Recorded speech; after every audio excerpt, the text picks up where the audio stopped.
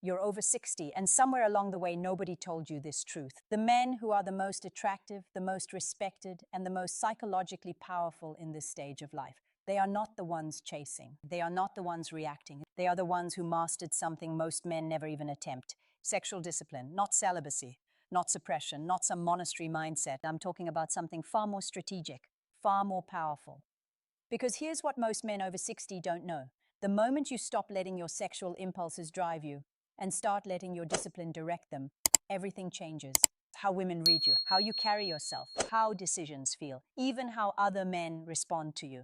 But there's a trap, a specific psychological trap that catches 9 out of 10 men the moment they try this. And if you fall into it, you lose everything you just built. Stay with me. I'm going to show you exactly what sexual discipline does to a man after 60 and how to use it the right way. Let's get into it. Here's the brutal truth most men miss. After 60, your sexual energy doesn't disappear. It transforms. The problem is nobody teaches you how to channel it. Society tells you one of two things.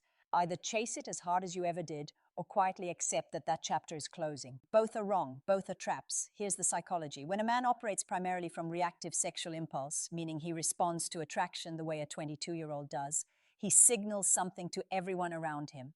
He signals need, and need is the single most unattractive energy a man over 60 can project.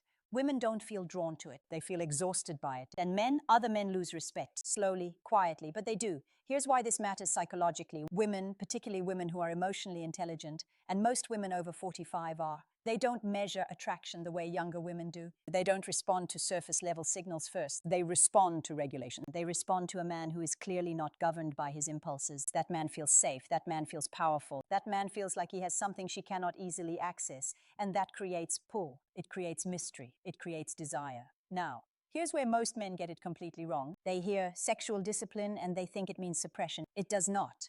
And if you operate from that misunderstanding, you'll actually become less attractive, not more. I'll break down exactly why in just a moment. But first, understand what discipline is actually doing to your brain at this stage of life. After 60, testosterone levels shift. That's not a weakness, that's biology doing something calculated. What happens when you stop leaking your sexual energy through constant pursuit, fantasy chasing, or reactive behavior? Your system redirects it. That energy doesn't vanish, it goes somewhere. And where it goes depends entirely on what you direct it toward. Men who practice sexual discipline, real discipline, not suppression, report sharper thinking, faster decision-making, a kind of calm authority that they couldn't manufacture before.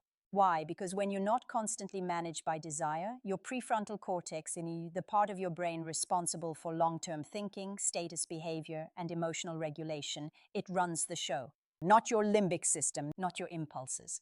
And here's what women feel when they're in the presence of that man. They feel it before he says a single word. It comes through in how he walks, how long he holds eye contact before looking away, whether he fills silence comfortably or rushes to fill it. That is the signal she's reading. And it's happening entirely without his conscious effort because he's built it through discipline. This is not theory. This is behavioral psychology applied to attraction. But understanding this is only half the equation because there's a specific mistake men make when they start this practice. And it's subtle enough that most men don't even catch themselves doing it. It's actually what takes a man from high status to desperate in her eyes, without a single word being exchanged. I'm going to walk you through that exact mistake. Coming up in step 3, do not skip it. Here is the trap. Some men hear all of this, and they decide to perform discipline. They decide to act restrained. They make a calculated decision to appear unaffected. That is not discipline. That is a mask. And women, particularly women with emotional intelligence, see through masks immediately. Here's how it shows up. A man meets an attractive woman. He tells himself, I'm going to be disciplined. I'm not going to show interest too fast. So he withholds. He's cold when warmth would be appropriate. He's distant when presence would serve him. He confuses emotional unavailability with psychological strength. She doesn't feel his power. She feels his anxiety. Because performed restraint still comes from the same reactive place. It's still reactivity, just inverted. Instead of chasing, he's fleeing. Instead of overcorrecting toward her, he's overcorrecting away from her. The energy underneath is identical. And she reads energy. Real sexual discipline is not a performance. It's a settled state. It's a man who genuinely isn't moved by every attractive woman who crosses his path. Not because he's pretending, but because he's built something more important inside himself that commands his attention. His mission, his standards, his legacy. That man doesn't have to try to appear unaffected. He actually is less reactive. and she can feel the difference between the two in the first 5 minutes. So how does a high-status man after 60 actually build this? What does the discipline look like in practice? That's exactly what we're getting into now. And I'll show you the contrast, the weak man's response versus the high-status man's response in real concrete scenarios. Because the gap between those two men isn't talent, it isn't age, it's one specific internal shift. Here it is, the internal shift from scarcity to sovereignty. The man who lacks sexual discipline after 60 operates from scarcity. Subconsciously, he believes that his window is closing, that attractive women are a limited resource. That time is against him. That belief drives his behavior. And his behavior broadcasts that belief to every woman in the room. The sovereign man, the man who has built real discipline, operates from a completely different internal reality. He believes at the cellular level that he is the asset. Not a supplicant, not a competitor, the asset. He is not trying to win her selection, he is conducting selection. That shift from scarcity to sovereignty is what sexual discipline actually builds. Not just restraint, not just patience, a completely different self-concept. And self-concept is the most powerful attraction signal that exists. Scenario 1. She tests his composure. Weak man's response. She says something dismissive, slightly cutting. Maybe she's testing, maybe she's just having a hard day. He reacts, he defends himself, he shrinks or he overcompensates. Either way, she saw his lid blow. High-status man's response. He hears it, he doesn't flinch. He holds eye contact exactly 1 beat longer than she expects. Then he redirects the conversation entirely. No explanation, no defense. He simply doesn't engage with bait. What she registers, this man is regulated. She did not move him. And that makes her intensely curious about what would. Scenario 2. She pulls back. Weak man's response. She becomes less available.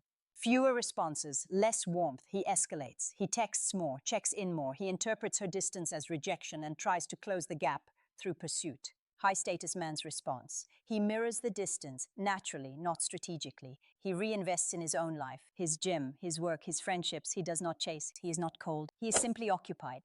What she registers, this man has a full life that doesn't collapse when she withdraws.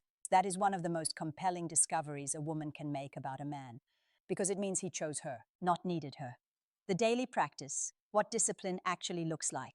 It's not grand gestures, it's small daily choices. It's choosing not to reach for your phone the moment a woman crosses your mind. It's choosing to redirect that impulse into something creative, physical, or productive. It's choosing to sit in discomfort without immediately trying to resolve it through connection or gratification. Every time you make that choice, you build regulation. Every time you build regulation, you raise your baseline. And your baseline is what women are reading when they sit across from you. Not your words, not your shirt, not your watch, your baseline. And here's what no one tells you. This baseline, built after 60, is more powerful than anything you had at 35. Because it's earned, it's real, it carries weight that youth cannot manufacture. A 35-year-old can perform confidence. A man in his 60s who has actually built sovereignty cannot be faked and cannot be mistaken for anything else. Now here's the part most men skip.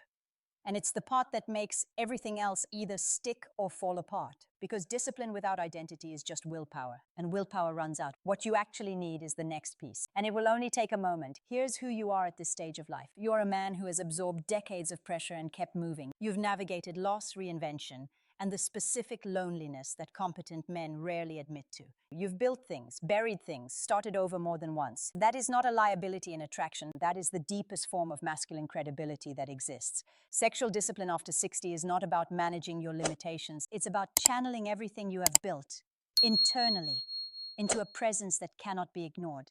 It's about understanding that the most magnetic thing you can offer any woman at this stage of life is not performance, not pursuit, not even passion, it's permanence. The sense that you are exactly who you appear to be, that you are unmoved by approval, that you are directed by your own compass, not by the nearest attractive woman. That man is rare, that man is compelling, and that man is you. When you choose discipline over reaction, you don't need to compete with younger men. You never did. You need to become so settled in who you are that comparison becomes irrelevant.